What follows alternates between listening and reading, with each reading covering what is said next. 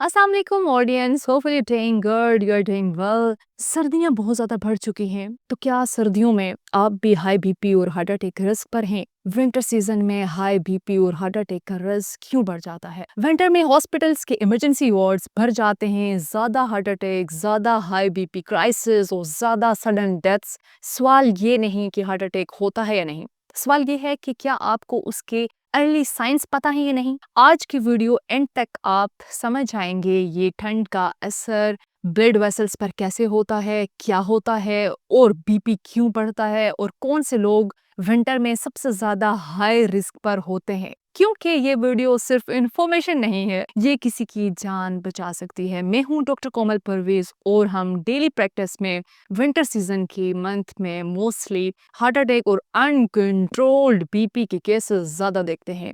But अफसोस की बात यह है कि ज्यादातर पेशेंट्स कहते हैं डॉक्टर साहब हमें तो पता ही नहीं है कि ठंड से ये हो सकता है, विंटर में बीपी क्यों बढ़ता है। सबसे पहले समझते हैं साइंस। जब ठंड होती है हमारी जो ब्लड वेसल्स हैं नैरो हो जाते हैं, तंग हो जाते हैं। इस सारे प्रोसेस को कहते हैं वेजोकंस्ट्रिक्शन। जब हमारी वेसल्स तंग होती हैं, ब्लड जो है वो फोर्स के साथ गुजरता है और ब्लड प्रेशर ऑटोमेटिकली बढ़ना स्टार्ट हो जाता है। और जो लोग पहले से बीपी के पेशेंट हैं उनका बीपी विंटर में ज्यादा अनस्टेबल हो जाता है। लेकिन इम्पोर्टेंट पॉइंट, सिर्फ ठंड ही नहीं, विंटर में फिजिकल एक्टिविटी कम हो जाती है, हम सॉल्ट का ज्यादा इस्तेमाल करते हैं और इम्पोर्टेंट थिंग इज कि पानी हम कम पीते हैं और पानी कम पीना बीपी को और ज्यादा बढ़ा देता है। बात करते हैं हार्ट अटैक की, और ये पार्ट बहुत ज्यादा इम्पोर्टेंट है। विंटर में हार्ट अटैक का रिस्क क्यों बढ़ता है? ठंड में बॉडी पानी कम लॉस करती है,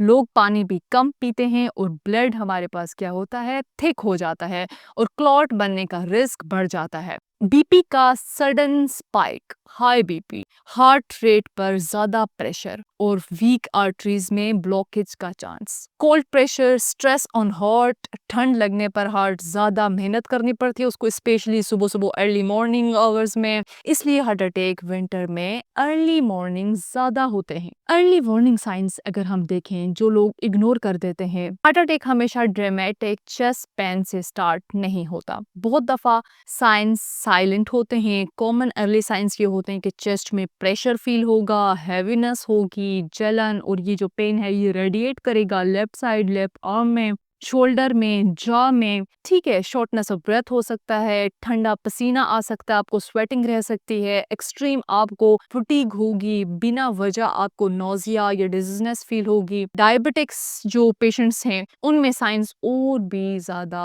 वर्क हो सकते हैं, सिर्फ थकन, अपर बैक पेन, ब्रेथलेसनेस। अगर ये सिम्टम्स विंटर में अचानक आए तो वेट मत करें, go for the ECG prevention. अब हम इसकी देखते हैं कि क्या क्या एडवाइसेस हो सकती हैं। सबसे पहली एडवाइस आपके लिए, ठंड से हिफाजत। अर्ली मॉर्निंग ठंड अवॉइड करें, चेस्ट, नेक और हाथों को प्रॉपरली कवर रखें, बीपी मॉनिटरिंग करें। बीपी पेशेंट्स विंटर में ज्यादा फ्रीक्वेंटली बीपी चेक करवाएं। मेडिसिन खुद से बंद ना करें, वाटर इनटेक इंक्रीज कर दें। ठंड में प्यास कम लगती है लेकिन फिर भी बॉडी को पानी चाहिए होता है। नमक और ऑयली फूड कंट्रोल रखें, विंटर क्रेविंग्स हार्ट को महंगी पड़ सकती हैं। लाइट सी एक्सरसाइज भी कर सकते हैं, इंडोर वॉक, स्ट्रेचिंग वगैरह कर सकते हैं, बट हैवी वर्कआउट की जरूरत नहीं है। हाई रिस्क लोग एक्स्ट्रा केयरफुल हों, BP patients, diabetics, smokers, 45 above या 50 अबव जो लोग हैं। याद रखें, हार्ट अटैक सिर्फ बुजुर्गों को नहीं होता।